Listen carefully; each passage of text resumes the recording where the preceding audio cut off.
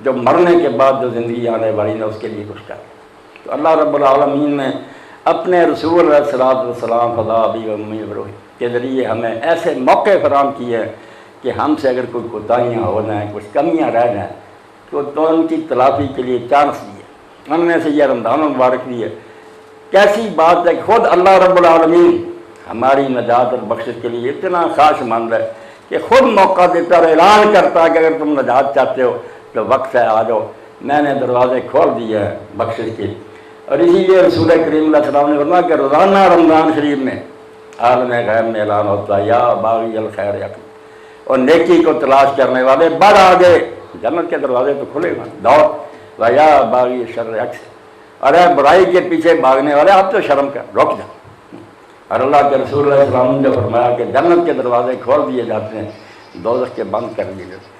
ہم نے اس کو اس معنی میں لے لیا کہ آسانہ عالم تکوین میں آٹومیٹک ہوتا ہے، نہیں تو شریعت نے انتظام کیا نا میری بہنوں اور بیٹیوں، اس کا بیان ہے کہ اللہ نے اپنی طرف سے بندوبست اس مہینہ میں کر دیا کہ جنت کے دروازے کھول دیں۔ جنت کے دروازے ایک تو وہ پھاٹک ہیں جو قیامت کے دن کھلیں گے، ان کے اب کھولنے کا کوئی فائدہ نہیں۔ اگر لے نا کہ وہ دروازے کھولے کسی نے جانا، وہ تو قیامت کے میں حساب کتاب کے پاس جانا۔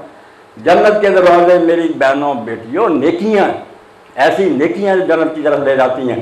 جیسے ماں کے بارے میں آپ نے فرمایا، جب ایک شخص نے کہا کہ میں جہاد کرنا چاہتا ہوں، فرمایا تیری ماں زندہ ہے؟ اس نے کہا ہاں یمن سے آیا تھا۔ آپ نے فرمایا فرض ماں کے ساتھ چمٹ جا، فإن الجنۃ عند رجلها، اس کے پاؤں کے پاس ہے جنت کا دروازہ۔ اب وہ پھاٹک نہیں تھا، ماں کی خدمت جنت کو لے جاتی۔ حضرت ابو موسیٰ اشعری رضی اللہ عنہ لشکر کی صفیں بند گئیں، مجاہد کھڑے ہو گئے، دشمن سامنے تھا، یہ آگے بڑھے، رسول اللہ کے ساتھی، انہوں نے کہا میں نے اللہ کے رسول سے سنا ہے کہ یہ تلواروں کی چھاؤں جائے ان کے نیچے جنت کے دروازے، موت نہ سمجھو، یہ تلواروں کے نیچے جنت کے دروازے کھلے ہوئے ہیں، جو شہید ہو جائے۔ تو ایک آدمی جس کا حدیث پاک میں آتا ہے، لباس ہی خستہ سا تھا، شکل بھی بیچارہ مسکین تھا، اس نے کہا ابو موسیٰ آپ نے یہ بات رسول اللہ سے سنی ہے؟ انہوں نے کہا ہاں میرے کان بہرے ہو جائیں اگر میں نے رسول اللہ سے نہ سنی۔ اس نے میری بچی اور بہنوں لوگوں کو سلام کہا، لشکر میں گھس گیا، کئی کو قتل کیا اور شہید ہو۔ اسے یقین آ گیا کہ ان ابواب الجنت تحت ظلال السیوف، تلواروں کے سائے کے نیچے جنت کے دروازے۔ اس لیے جنت کے دروازے صرف ان پھاٹکوں کو نہ سمجھو، نیکیوں کے موقع اس مہینے میں اتنے موقع ہیں کہ 3 کا تو اللہ کے رسول اللہ علیہ السلام نے ایک حدیث میں فرمایا کہ جس نے رمضان شریف کے روزے سچے ایمان اور ثواب کی نیت سے رکھے اس کے پچھلے گناہ بخش دیے گئے۔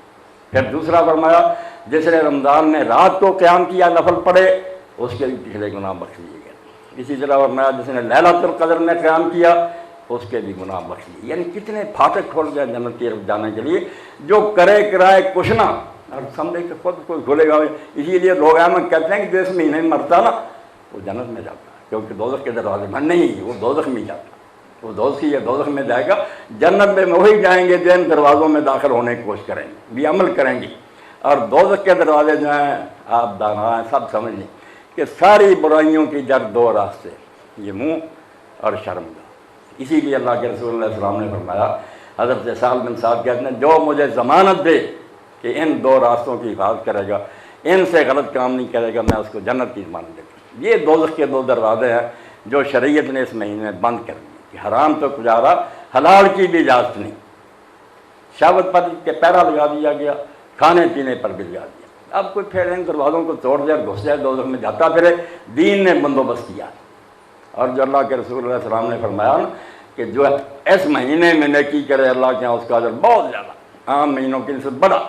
تو یوں سمجھنے کہ جیسے موسم بہار آتا ہے، اس موسم میں باغ میں اتنے پھول کھل جاتے ہیں کہ آدمی کس کو توڑے اور کس کو چھوڑے۔ تو ہی نازاں چند کلیوں پر قناعت کر گیا، ورنہ گلشن میں ہلا دے تنگی ہے دعوت۔ ہم اگر کسر چھوڑیں گے نا، نہیں کچھ کریں گے، ہماری کوتاہی ہوگی، ورنہ باغ پھولوں سے بھرا ہوا رمضان کا۔ اتنی نیکیاں حدیث پاک میں آیا، جو کسی شخص کو کھانا کھلا دے اور اس کا روزہ کھلا دے، اس کو اللہ تعالیٰ اس کے برابر ثواب دیتا، اس کا ثواب بھی کم نہیں کرتا، مگر ایک روزے کا مزید ثواب ملتا اور ایک غلام آزاد کرنے کا ثواب ملتا۔ تو لوگوں نے پوچھا اللہ کے رسول سب کے پاس جتنا کھانا نہیں کھلا سکیں، تو فرمایا لسی کا ایک گھونٹی کو کسی کو پلا دے، ایک کھجور آدھی کھلا دے، اس کو بھیجا۔ اتنے دروازے ہیں جنت میں داخل ہونے کے کہ آپ اگر ہمت کر لیں، کوشش کر لیں تو موقع ہی ہوتا۔ اور روزے کی بات کی فضیلت کتنی بڑی ہے۔ امام جعفر صادق فرماتے ہیں روزہ دار جو نوم الصائم عبادت، روزہ رکھنے کے بعد وہ سویا بھی رہے عبادت میں لکھا جاتا ہے، بسمت تسبیح، اور اگر وہ خاموش بھی رہے اس کی خاموشی تسبیح لکھی جاتی کہ یہ ذکر کر رہا۔ دعا مستجاب، جو دعائیں مانگے فجر سے لے کر، لوگ سمجھتے ہیں کہ روزہ کھولنے کے وقت کی دعا نہیں، اللہ کے رسول نے فرمایا روزہ دار کی دعا جب تک وہ افطار نہیں کرتا، صبح سے لے کر شام تک جتنی مانگے گا نا، اللہ کہتا میرے حکم سے کھانا پینا، میں اس کی دعائیں قبول کروں۔ تو عمل مستجاب متقبل، اور جو عمل کرے گا وہ قبول ہوں گے۔ اس لیے اس مہینے کے استقبال کے لیے رسولہ تو پہلے ہی اتنے ذوق شوق سے تیار ہوتے تھے۔ آپ نے پڑھا یہ کہ شعبان کا مہینہ بھی سارا آپ کا روزوں میں گزر رہا ہے، شاید ہی کو روزہ چھوڑتے ہو، ورنہ یہ مہینہ جو گزر رہا ہے پورا امت کو کہہ دیا کہ تم کہیں تھک نہ جاؤ، اس لیے جب آدھا شعبان ہو جائے پھر تم نے بھی روزہ رکھنا، 14-15 دن ریسٹ کرو، رمضان کے لیے خود روزہ ہی روزہ۔ پہلے سے ایسا نشہ آپ پر طاری ہوتا کہ رمضان شریف میں اللہ تعالیٰ کی یاد میں رہیں۔